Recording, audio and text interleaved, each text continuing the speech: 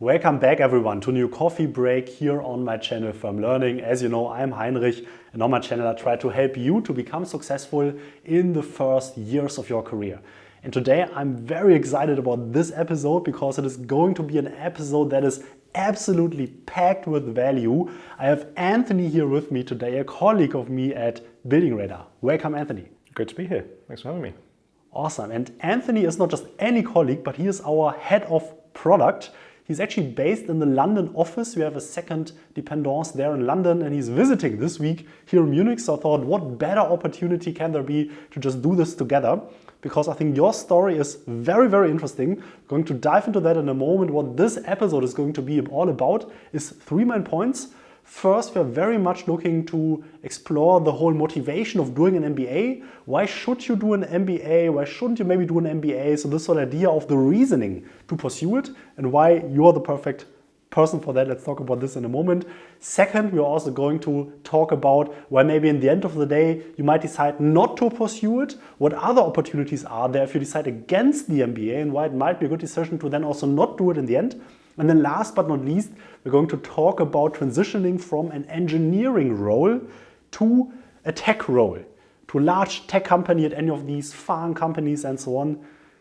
Anthony, but maybe just in a nutshell, why are you the perfect person to talk about these things here right now? Well, I guess it was a very funny story when you joined the company. I'd only not long been here myself.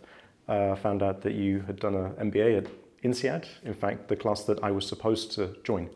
And for some of the reasons we'll go into today, why I didn't take the INSEAD route. But yeah, hopefully I've got some interesting insights. It was a very difficult decision for me.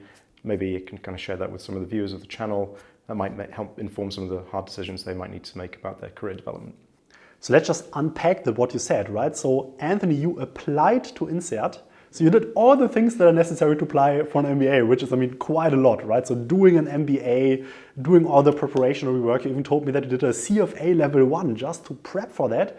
You applied, you got in, you got the offer. You actually already accepted the offer, right? You accepted, paid the deposit. How much was that, if you meant to share? 7,000 euros is it now? 7,000 euros. So you paid all that, and then you decided in the end not to do it. But let's dive into that because I think that's very interesting. Maybe you can share a little bit just more about your background. What did you do before all of this? And what was your initial motivation to pursue it? Why did you decide that, yes, actually it would be a great idea for me personally to do an MBA? Yeah, so I started off, I studied civil engineering at university, joined a structural engineering company. It's a very predictable career path. Spend my entire career there. I was designing skyscrapers. Moved out to China, more responsibility. I was quite ambitious, and it started to occur to me that how did I really kind of get to the next level? I started to look at some of the senior leaders around me, some of the developer companies that we were working with, and I started to spot this MBA after many of their kind of names in the brochures and things like that. And that was the first time I really started thinking about an MBA. The more I dug into it, the more I kind of reflected on what I wanted to do with my own career was actually move into technology. I was reading a lot of stuff in the news. I think started to wonder, hang on a second, what if AI starts designing buildings? Then what am I going to do? Still early in my career, I have this kind of like existential threat moment and figured out that, yeah, if somebody was going to disrupt my industry, then I'd be the one doing it. And that's kind of where it led me to look at considering an MBA to make that career transition into the tech sector. You said one thing that I think is very interesting, and I know that also just in the Firm Learning community, there's always some debate also in the comments if I talk about these things. You said that you looked at your senior management, your leadership, many people had MBAs there. What is your reflection on that? How important is it in a more traditional company, which I understand that was your career at that time? How important is it still to have an MBA? And to what extent is your perception that this depends maybe also just on the region, or can you just shed some light into that? Yeah, that's a really good question. I think in hindsight, I didn't really understand why these senior people had MBAs. It was more like a pattern that I'd spotted, which kind of led me down, the path of exploring an MBA. I wouldn't even say that I knew how an MBA would get me to that role. I just felt like it was an avenue I needed to explore. And maybe in hindsight, not everybody in a senior leadership position has an MBA. And so there are obviously other paths to get there. And I think, yeah, the MBA was really an opportunity for me to take some time with like-minded, ambitious individuals to find out what I actually really wanted to do in my career long term. And so then this was the journey you decided to apply. Why did you go for INSEAD? What was appealing for you for this specific program? Yeah, INSEAD, I think a big plus point, obviously, it's a one-year program. And when you're thinking about opportunity costs, I was already, into my career.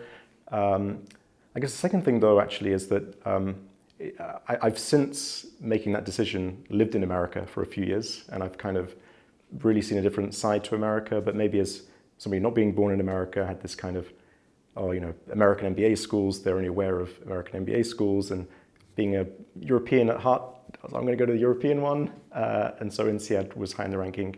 But obviously also being in Asia at the time, INSEAD having that Singapore campus was a really big plus point for me personally. So you applied to INSEAD, and I think I would share a similar rationale, right? So from my humble perspective, why might INSEAD be a good choice? First, if you don't see your future in the US, because I think indeed if you aim to work in the US schools will always have a better standing, a better reputation. I think that's one important consideration. Second is that it's a one-year program, right? So if you think about ROI, of course, the one thing is that you invest twice the time. So you have twice the cost in terms of tuition, living costs, but also you have 2 years of foregone salary, right? Which I think many people sometimes forget to include in the calculation. So the ROI might be nice. And then, of course, outside the US, I think INSEAD may be close to a London Business School and so on, surely the #1 program. So you applied, you even got in. Can you just walk us through this application process? So what were all the things that you did for that? And how did that feel like for you, someone coming from an engineering background? It was really hard, to be quite frank. And I think actually looking at one of your recent videos, in fact, you were talking about this kind of the danger of over-fixating on a very singular goal. And I'd internalized that it was INSEAD or nothing for various factors. It's really tough to get those GMAT scores. I got something that I thought might scrape me in. I spoke to the admissions officer, and she said, if you think you can do better, you should maybe try again. And I went and gave it another shot. Obviously the language, the additional language interview, that was a big challenge. I just thinking back to those feelings, like waiting for the decision to come back, wondering whether my GMAT score was enough. It really felt at that time that if I didn't get offered a place, I wouldn't have known what to have done next. It would have been, I feel like, such a big disappointment. I really didn't have a backup plan at that time. And in retrospect, it was foolish, I think, to think like that. What would you do differently if you would face the situation again today? I think I needed to, I was ultimately pursuing an MBA for a specific outcome, and I knew what that outcome was. I wanted to get from the engineering sector into the tech sector. And I think I'd just become lost in the forums and the process to think that an MBA was the only mechanism to get to where I wanted to go. And the reality was it just simply wasn't true. Which I later found out. Yeah. I think that's interesting, and let's talk about that in a moment as well. You talked about the GMAT. In the beginning, we quickly talked about this deposit that you even needed to pay. You were really fully committed, and you even joined. You showed me some photos of pre-MBA trips, right, that you joined. Maybe just talk a little bit about that. So how did that work? What did you do there? That was fantastic. So I was living in Shanghai at the time. I think I was in the very first cohort accepted. And so the school puts us in touch with the other people that were accepted in our cities. And so lots of great nights out with all of the Shanghai INSEAD candidates. And it was this kind of like camaraderie that we were already developing. We were all so excited for where we were going to be next year. It makes me really actually think about, that's probably the thing that makes me really realize what perhaps I missed out on by not actually going that route. But that was really kind of fabulous time. INSEAD were fantastic in terms of inviting us on campus for I think it was like a short weekend where you could kind of really get a taste for what it was going to be like. I think that really helped me mentally prepare for what it was going to be like. But yeah, in some cases you're waiting maybe 9 months for the program to start. That's a really exciting time, and yeah, it was trying to productively invest that excitement to make sure that I was going to be as successful as possible when the program started. That sounds great, right? And you did all that, you mentally prepared, you visited the campus, you joined the pre-MBA trips, but still then there was the point where you said, for me at this point in time, it's not the right decision.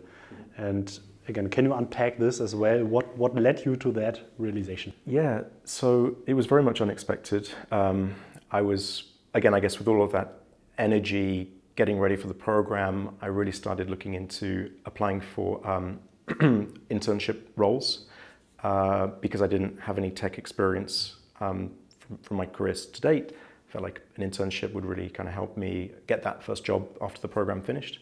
And so I blindly approached this particular company I'd discovered through the news, which was a Google X spin-out company involved with automation of design in the architecture space. It had my name written all over it. I reached out to them once, no response, waited a couple months, gave it another shot in the dark, and amazingly somebody got back to me. And that essentially started a series of interviews with that company. I did an on-site interview as well. And surprisingly, I wasn't expecting it, they offered me a full-time role. And I was only asking for an internship. I think startups, they have a different kind of time frame of reference than maybe the bigger companies. And they were like, look, we need you now. And so I was saying, well, can I go and do this program first and come back in a year? And then startup might not be around in a year, or we might be doing something else in a year.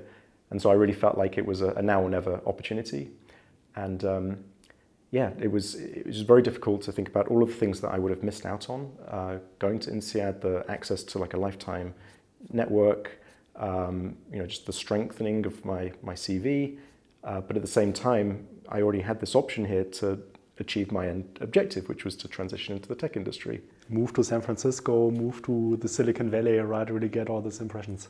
Exactly. And obviously, there was the €7,000 down payment and all of the expectations I'd set with my friends and my now wife that this is what I was going to do for a year. But in the end, I think I just had to be honest with myself that I was doing the MBA for this particular outcome, and here I had a window of opportunity for this outcome, and I had to take it.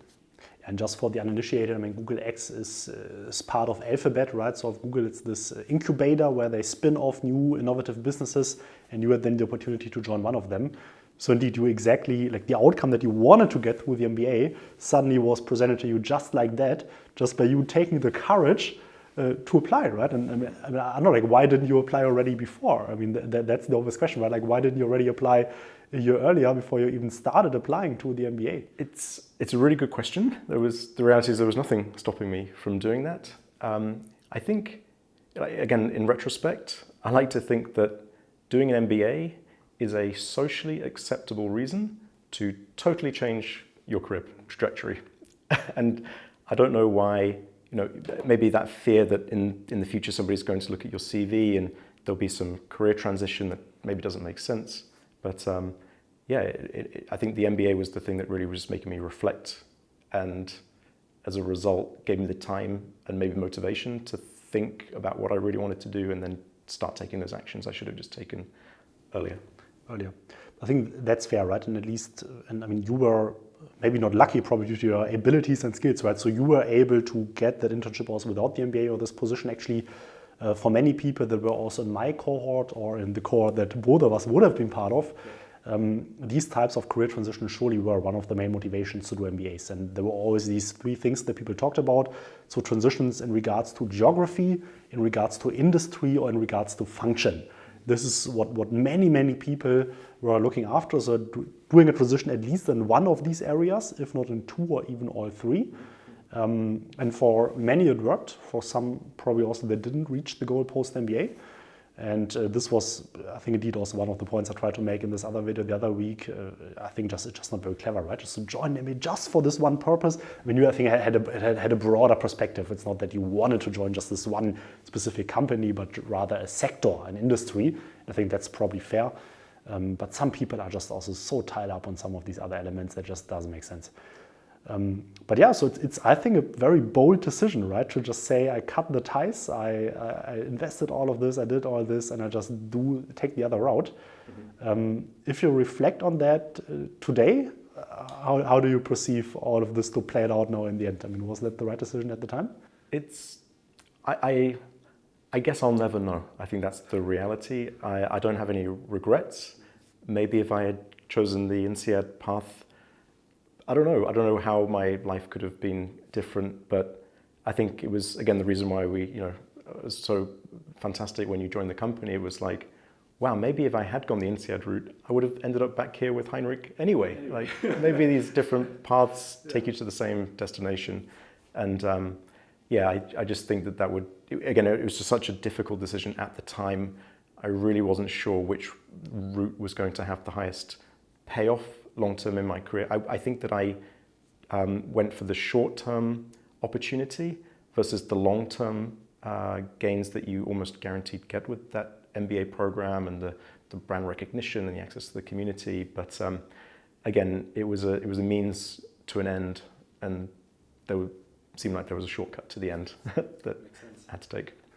Let's maybe as a third part of this video talk about just in general this transition from engineering to tech.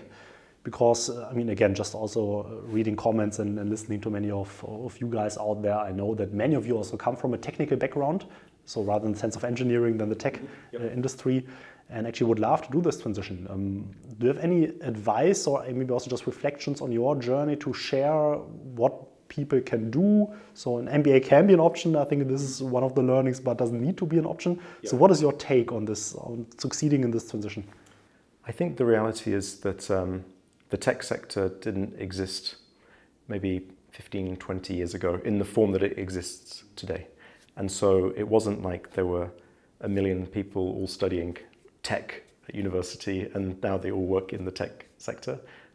They came from other programs like finance or traditional engineering programs, but also creative functions as well. And so I think I had it in my head that I had to have studied software engineering and that it was too late already and therefore I could never get a seat, in the tech sector. But actually, I'm really astonished at the variety of backgrounds that people have coming into the tech sector.